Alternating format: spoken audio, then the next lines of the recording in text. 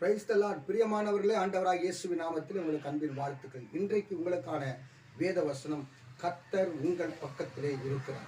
ஆம் பிரியமானவர்களே, கர்த்தர் என் பக்கத்தில் இருக்கிறார் என்று நான் எதனால அறிவேன், என்ன அடையாளம் அப்படின்னு சொல்றீங்களா?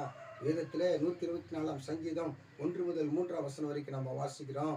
மனுஷன் நமக்கு விரோதமாய் எழும்புகையில் கர்த்தர் நமது பக்கத்தில் இராவிட்டால், கர்த்தர் தாமே நமது பக்கத்தில் இராவிட்டால், அவர்கள் கோபம் நம் மேல் எரிகையில் நம்மை உயிரோடு விழுந்திருப்பார் என்று சொல்லி.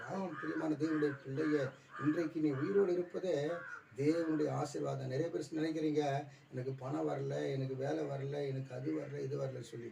கர்த்தர் உன்னை உயிரோட பாதுகாக்கிறார். மனுஷர்கள் உங்களை உயிரோடு விழுங்கும்படி நினைக்கிறாங்க.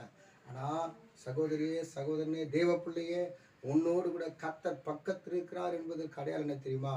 உன்னை இதுவரைக்கும் உயிரோடு பாதுகாத்து, உன் குடும்பத்தை பாதுகாத்து, உன் பிள்ளைகளை பாதுகாத்து, அற்புதமாக சத்துருகள் மத்தியில், பகைவர்கள் மத்தியில் உங்கள் மேலே எரிந்து ஸ்தோத்திரம் உங்களை விழுங்க வேண்டும் என்று நினைக்கிறவர்கள் மத்தியில் உங்களை சேஃப்டியாக பாதுகாப்பாக வச்சிருக்கிறார். பார்த்தீங்களா? அதாங்க பெரிய ஆசீர்வாதமே. அவர் உங்கள் பக்கத்தில் இருக்கிறார் என்பதுக்கு அதாங்க பெரிய அடையாளமே.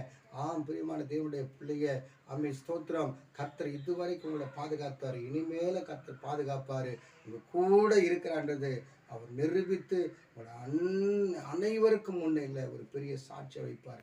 God bless you. கர்த்தருடைய ஆசீர்வதிப்பாராக.